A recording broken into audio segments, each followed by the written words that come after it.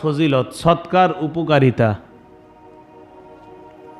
এক নাম্বার উপকার, কেউ যদি গোপনে সৎকা করেন, আল্লাহ আপনার উপর রাগ হয়ে আছে, খুব রাগান্বিত আপনার উপর।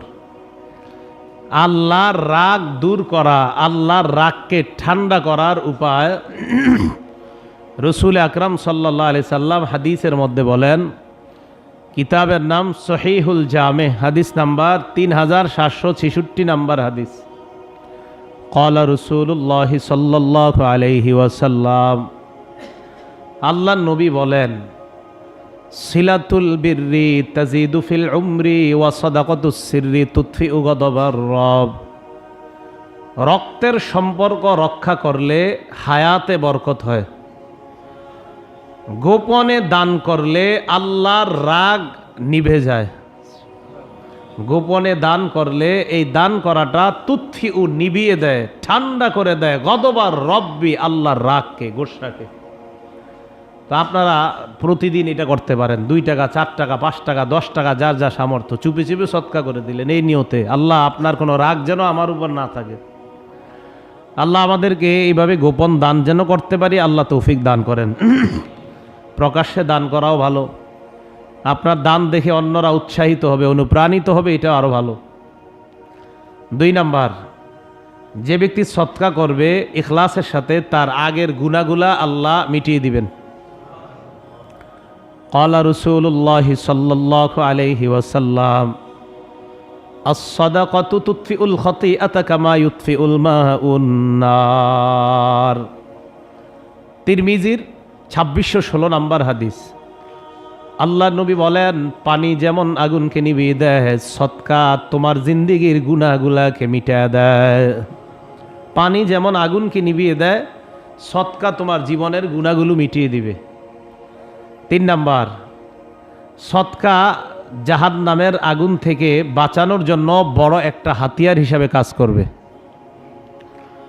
আস-সিলসিলাতুস সহিহা কিতাবের নাম, হাদিস নাম্বার 3484 নাম্বার হাদিস, 3484 নাম্বার হাদিস।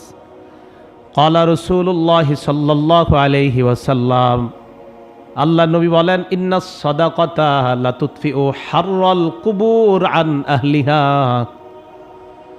নবীজি বলেন, কোন বান্দাকে তোমরা যখন কবরের মধ্যে দাফন করে চলে আসো, দাফন করার পর তার 2টা অবস্থা, হয়তো তার কবর জান্নাতের বাগান, না হয় জাহান্নামের গর্ত। বলেন নাউজুবিল্লাহ। লোকটার অবস্থা যদি ভয়ঙ্কর হয়, নবী বলেন, ফায়াতি মিন সামুমিহা ওয়া হারুরিহা, জাহান্নামের উত্তপ্ত হাওয়া, জাহান্নামের গরম, কবর থেকে জাহান্নাম পর্যন্ত একটা দরজা খুলে দেওয়া হবে। ওই কবরের মধ্যে ওই দরজা দিয়ে জাহান্নামের গরম হাওয়া আসতে থাকবে। আস্তে আস্তে তার কবরটা উত্তপ্ত হয়ে যাবে, গরম হয়ে যাবে।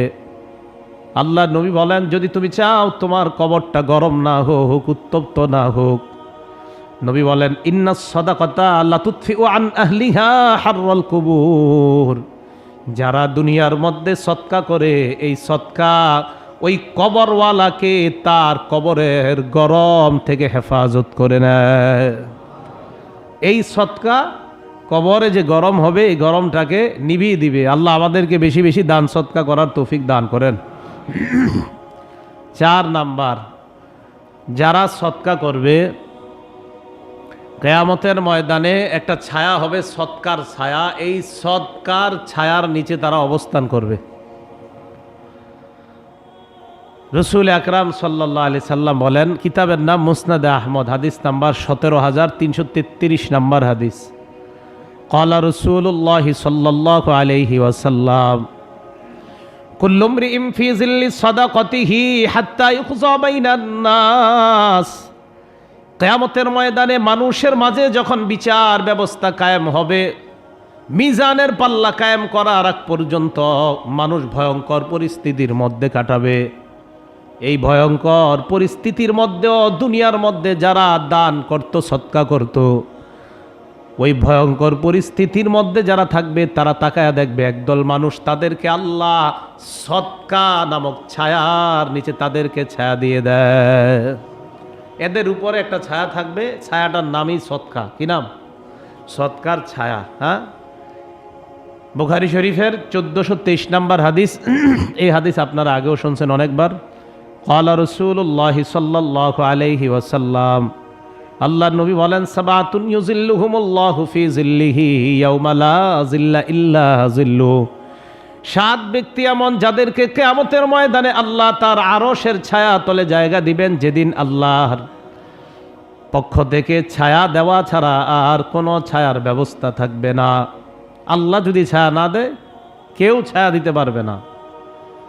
আরশের ছায়া তলে 7 ব্যক্তিকে আল্লাহ জায়গা দিবেন। এর মধ্যে এক ব্যক্তি রজুলুন তাসাদ্দাকা ফাআখফাহা, যেই ব্যক্তি সদকা করে গোপনে দান করে, হাত্তা লা তালামা শিমালুহু মা তুনফিকু ইয়ামিনু, ডান হাত কি দান করেছে বাম হাত জানে না, এমন সদকা যদি দুনিয়ার মধ্যে কেউ করে, আল্লাহ নবী বলেন কিয়ামতের ময়দানে আল্লাহ পাক এই সদকাকারীকে আরশের ছায়া তলে জায়গা দিয়ে দিবেন।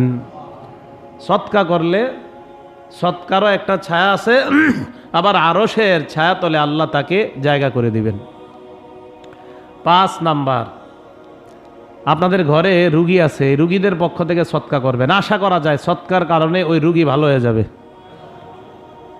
সহিহুল জামে কিতাবের নাম, হাদিস নাম্বার 3358 নাম্বার হাদিস, 3358।